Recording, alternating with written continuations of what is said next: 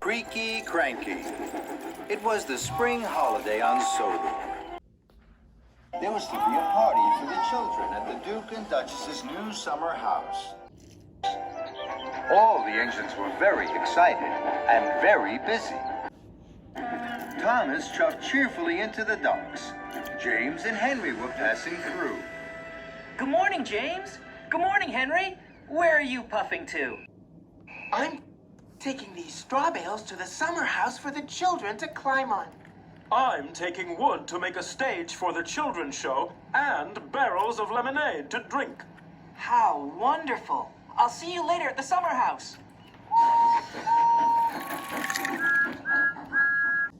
Good morning, Cranky. What's good about it? It's the Duke and Duchess's party day. Party smarty. I don't go to parties. I'm stuck here loading and unloading all day. I haven't had a moment to rest my hook. That load is for me. It's eggs for the children to paint. Hurry up, Cranky. You're Creky Cranky.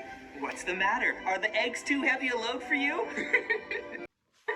Cranky didn't like Thomas's joke. He didn't like being called creaky. No, they're not too heavy for me. They're light as fluff. You're not strong enough to pull anything heavier than fluff, Tiny Thomas. That's why Henry and James have the heavy loads. Now Thomas didn't like Cranky's joke.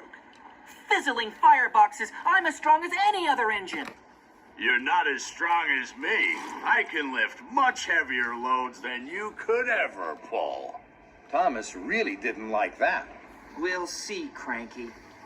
I have lots of time to deliver the eggs. First, I have to prove Cranky wrong.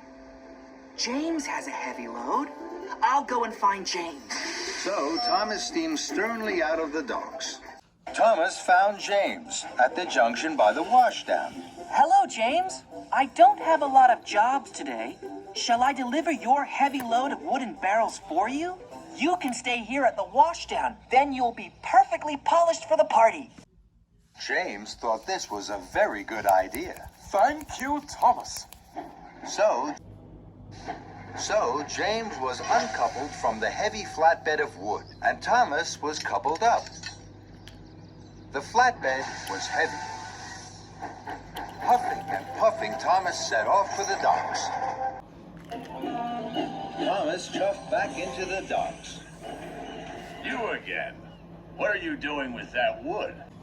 This flatbed is very heavy. I'm sure you can't lift it.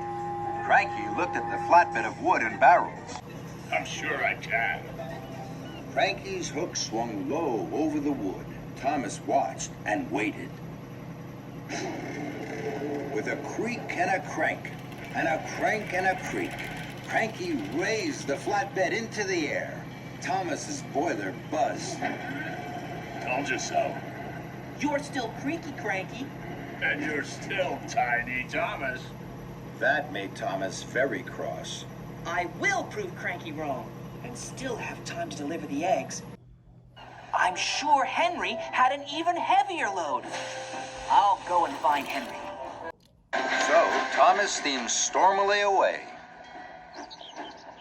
Thomas found Henry waiting by the coal hopper for his special coal. Hello, Henry. I don't have a lot of jobs today. Shall I deliver your heavy load of straw bales for you? Then you can wait here for your special coal. Henry thought this was a very good idea. Thank you, Thomas. So Henry was uncoupled from the heavy flatbed of straw bales, and Thomas was coupled up. The flatbed was very heavy. Puffing and puffing, Thomas set off once more for the docks. Soon, Thomas puffed back into the docks. You again. Now, what are you doing with those straw bales? This flatbed is very, very heavy. I'm sure you can't lift this. Cranky looked at the flatbed of straw bales. I'm sure I can. Cranky's hook swung low over the straw. Thomas watched and waited. With a creak and a crank, and a crank and a creak, Cranky raised the flatbed of straw into the air.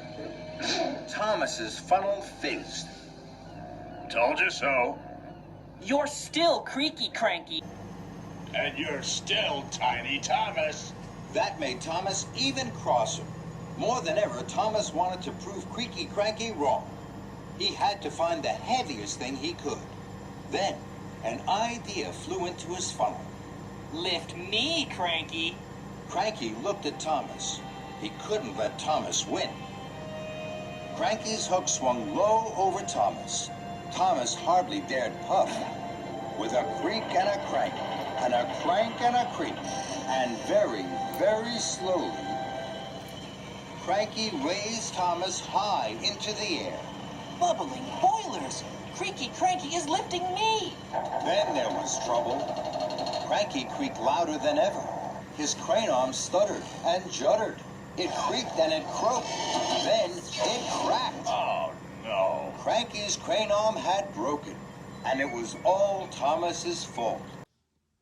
Thomas was stuck high in the sky and blowing in the breeze. Then Sir Topham had arrived. Thomas, what are you doing up there? I'm sorry, sir. I was... You are causing confusion and delay. The Duke and Duchess have no wood, straw bales, or eggs. Now I see you have them all here. Cranky is broken, and you, Thomas, think it's a good time to try being a bird. The Duke and Duchess are waiting. Thomas felt very silly. Then Sir Topham Hatt looked at Cranky. And you're as silly as Thomas. Cranky crumpled. The shame to be as silly as a steamy. Soon, a workman had climbed up Cranky.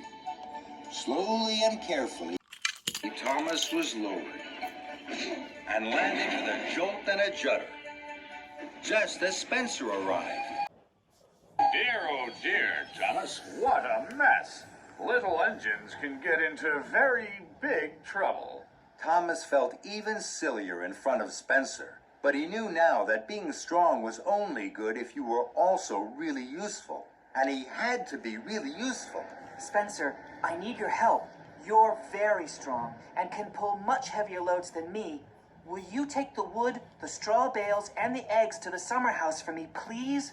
It's my fault that Cranky is broken. I must put everything right as quickly as I can. Very well. Thank you. I'm sorry, Cranky. I know you're strong, stronger than me. I'll be back soon with the right parts to fix you. Then Thomas pumped his pistons and puffed out of the docks. Thomas whished like the wind all the way to the steamworks. Hello, Victor. Cranky creaked, and now he's cracked. He needs new parts. You've come to the right place, my friend. Parts aplenty here.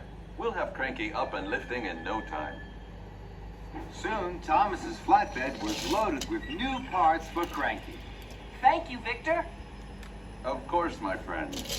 Give Cranky my best.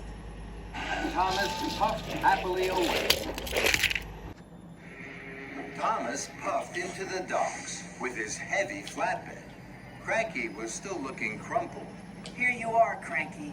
We'll have you fixed in no time. Thank you, Thomas. That's a heavy flatbed. You know, you're not tiny. And you're not creaky.